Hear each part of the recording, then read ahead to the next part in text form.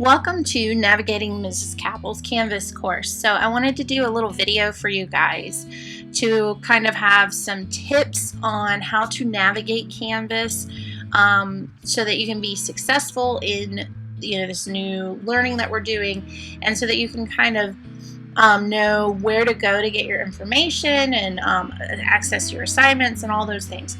So I know this is new to a lot of us, and there's been a lot of questions about, where do we go to see this and that. So I wanted to kind of clear those up and give you an opportunity to learn how to navigate everything that you need in Canvas. So I will be posting this slideshow separately, not just as a video, but also as a PowerPoint, so that you can come back to it and review it if you need to without having to watch the whole video. So I've included a table of contents so that you can look up specific topics that you may be looking for. If you need to know, how to look up your grades or submitting an assignment or something like that, and you don't want to watch the whole video. So that will be included in this slideshow. So we're going to move into the first thing you're going to see when you sign on to Canvas. So the first thing you should see when you first sign on into Canvas is your dashboard. So on your dashboard, you will have all of your courses listed. You will also see that gray bar there on the left of the screen. That is your main navigation bar for Canvas. So that's where all of your main tools are. That's how you get to your dashboard, your calendar, and so forth. On the right side, you're going to see like your to-do list, things that are coming up, and all those kinds of things. So these are great things to see, but they may not always have the details that you need. And if you only depend on that, you're probably going to miss out on some very important information. So moving into your calendar. Calendar is also a great way to see a quick view of your assignments that are due. Again, you won't have all the details that you would have when you go into your course. So there may be some things that you might miss out on. But it is a good way to keep yourself organized if you need to see, when something is coming up due, and to kind of, look ahead, or maybe see some things that you maybe missed. So if you're like a really good planner, or you like that look, it's a great thing to access it. You can look at all of your courses, or you can select, a specific course. So when you get into your course, after you've clicked on it from the dashboard, you are going to see this landing page for my class. So this is your home page for our class. On it, you're going to see the tabs on the side that help you navigate through the course. You also have a to-do list on the other side, just like you do on the last page we looked at. If you scroll down, you're going to see contact information. You're going to see maybe other important information like grading guidance and updates, and this will constantly be updated. As you scroll down, you're also going to see a table that contains all of the announcements, the modules, and notes from me that are all organized by week. So if you are just now getting into Canvas, that's okay. You can go back and review what you may have missed so that you can get caught up. So moving from this point, we're going to move into announcements. So announcements are posted both on this home page under the announcements part of the table, but you can also access them by clicking announcements over there on the navigation pane for our course. So if you see right there that pink arrow pointing to announcements, that's what you're going to click. When you click on that, you will see your announcements listed in reverse order. So they'll be listed in the most recent announcement all the way back to the first announcements that I made at the beginning of all of this. So each announcement is going to contain your information for, what's going on that day. But you may also have announcements like you can see here. You got grading guidance, new FMS schedule, all that kind of stuff.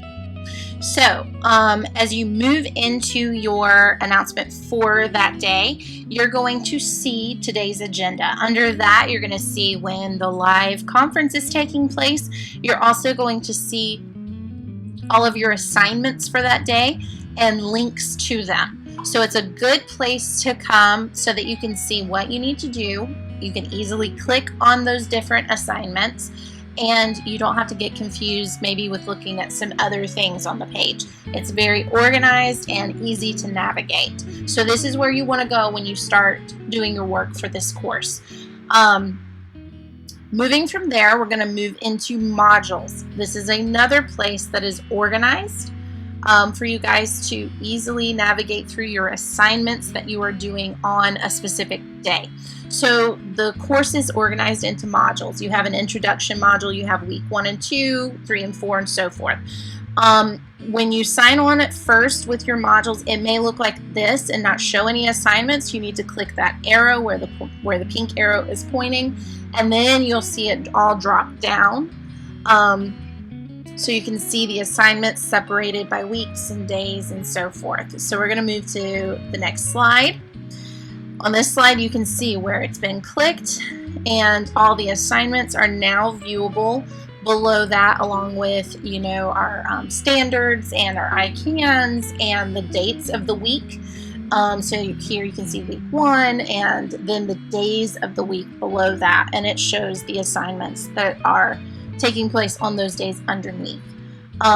Now, something to keep in mind, the modules do have prerequisites, which you see here with that long pink arrow. It's pointing to what the prerequisite is for that first module, and it's just the introduction module. Okay, so when you click on an assignment, this is going to be the first thing you see, and a lot of people ask, how do they turn their work in? Right here on this screen, you see that blue button that says Submit Assignment. Once you have read all the directions, you have completed your assignment appropriately, you've looked over the rubric, all that good stuff, you want to click on Submit Assignment on that button. It's going to take you to another window that will show you, you know, where you can upload your files. So as we move into the next window, we've clicked Submit Assignment, and this is what you should see. If you don't see this, you might need to scroll down. I had to zoom out to get it so you could see this. So at the bottom, you see where it says Upload File, and then it says Submit Assignment. So once you have uploaded your file or files, because you can see you can add more than one file, you'll click Submit Assignment. It'll give you a window that says something about, you know, a timestamp of when the assignment was submitted, and you're good to go, and then it's just waiting to be graded or checked off. Some of your assignments will be in the format of like a quiz. So they will actually look like this. They may not count as a quiz, but it was just maybe easier to lay them out that way so we could do, you know, multiple choice or fill in the blank or those kinds of questions that I can't do on that other style of assignment. So it'll say take quiz. There will be instructions. You want to make sure you read those instructions first, because sometimes there's something you need to do before you begin that quiz, like watch a video or do a virtual tour or something like that. Then you come back, you click take the quiz. When you click take the quiz, it'll open up the quiz. You'll see all of your questions, and then at the bottom, you'll scroll all the way down to the bottom when you're done. Make sure you check over your work and all that good stuff, and then you'll click Submit Quiz. Now, some assignments will allow you to take the quiz more than once if you're not happy with your score, so just keep that in mind.